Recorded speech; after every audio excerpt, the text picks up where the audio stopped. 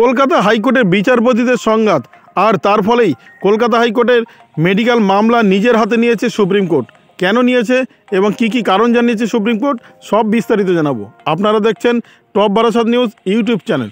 কলকাতা হাইকোর্টের দুই বিচারপতির বিনজির সংঘাতের জের মেডিকেল ভর্তি দুর্নীতির মামলার সকল মামলা সুপ্রিম কোর্ট সরিয়ে নিয়েছে। আগামী 3 সপ্তাহের পর শীর্ষ আদালতে মামলার পরবর্তী শুনানি ধার্য করা হয়েছে।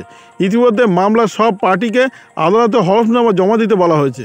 রাজ্যের তরফে জানানো হয়েছে মেডিকেলে ভর্তির 14টি ভুয়ো শংসাপত্র পাওয়া গিয়েছে। দায়ের করা হয়েছে মোট 4টি এফআইআর। কলকাতা হাইকোর্টের বিচারপতি অভিজিৎ গঙ্গোপাধ্যায়ের সিঙ্গেল বেঞ্চে শুনানির বিরুদ্ধে সওয়াল করা হয়। রাজ্যের আইনজীবী কপিল সিব্বল সিঙ্গেল বেঞ্চ থেকে মামলা না সরালে আবার একই ঘটনা ঘটার আশঙ্কা প্রকাশ করেছেন। তিনি নাম না করে বিচারপতি গঙ্গোপাধ্যায়ের বিরুদ্ধে বিস্ফোরক দাবি করেছেন কপিল সিব্বল। তার বক্তব্য, কলকাতা হাইকোর্টের বিচারপতি পদযাত্রার হেঁটেছেন। এদিকে অভিষেক বন্দ্যোপাধ্যায়ের আইনজীবী অভিষেক মনু সিংভি বলেন, অতীতে বিচারপতি গঙ্গোপাধ্যায়ের কাছ থেকে একটি মামলা সরিয়ে দিয়েছে শীর্ষ আদালত সুপ্রিম কোর্ট। তা সত্ত্বেও অবাঞ্ছিত মন্তব্য করে চলেছেন তিনি।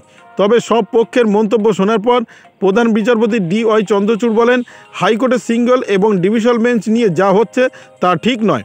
আমরা সব দিক বিবেচনা করে সিদ্ধান্ত নেব। এমন কিছু করা হবে না যাতে কলকাতা হাইকোর্টের মর্যাদা অক্ষুণ্ণ হয়।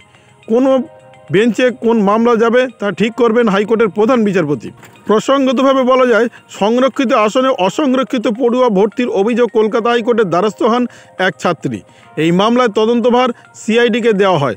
24শে জানুয়ারি এই মামলার শুনানিতে CID ভূমিকা নিয়ে প্রশ্ন তোলেন বিচারপতি অভিজিৎ গঙ্গোপাধ্যায়। CBI এর তদন্তের নির্দেশ দেন। বিচারপতি গঙ্গোপাধ্যায়ের নির্দেশকে চ্যালেঞ্জ করে কলকাতা হাইকোর্টের বিচারপতি সৌমেন সেনের ডিভিশন বেঞ্চের দ্বারস্থ হয় রাজ্য সরকার। ডিভিশন বেঞ্চ রাজ্যের মৌখিক আবেদনের নির্দেশ স্থগিতাদেশ দেয়।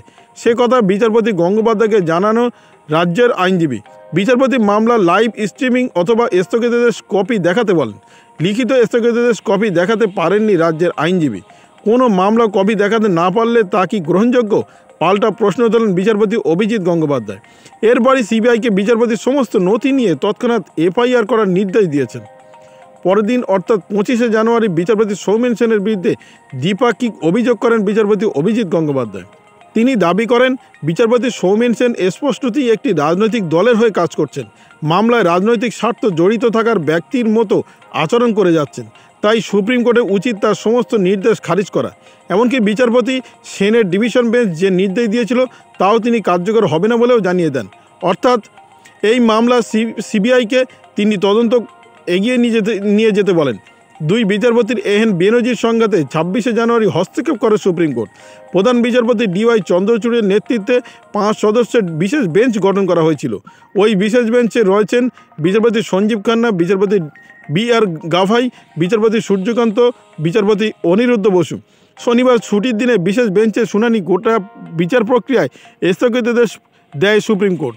সোমবার শুনানিতে মেডিকেল দুর্নীতি মামলা হাইকোর্ট থেকে সমস্ত মামলা মেডিকেল সংক্রান্ত সমস্ত মামলা সরিয়ে নিল শীর্ষ আদালত অর্থাৎ সুপ্রিম কোর্টে।